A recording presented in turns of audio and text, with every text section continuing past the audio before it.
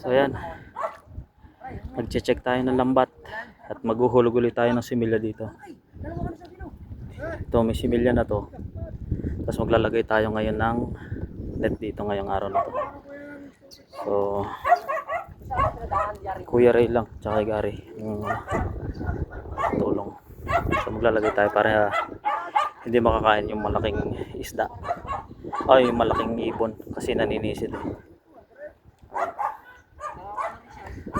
mabigat yung lambat paano lumot dahil nagtataglamig na. Ito yung natural na pakain ng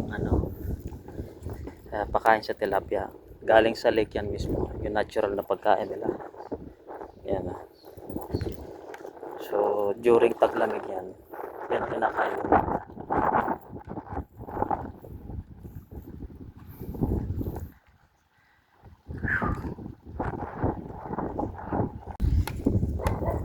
Yan, lalagay na tayo ng bagong net. Hindi ka magkaintindihan. Ayan. Bagong net na to.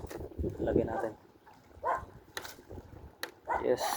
So bukas may parating tayong madaming isda ulit dito. Mas madaming isa dito. Ayun.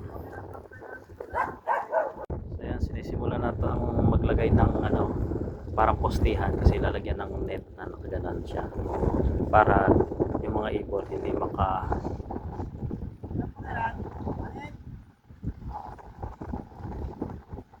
makapasok dito kasi kinakain yung aming mga similya.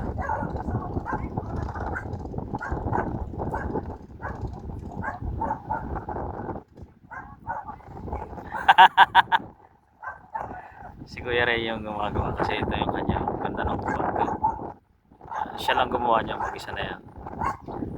So, ganyan rin ang gagawin niya dito para protection sa ibon. Yan, meron ng bagting na nakagano no.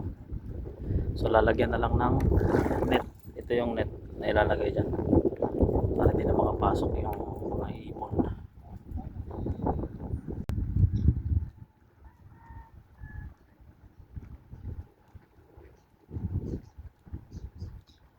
Pinasok ng bangka.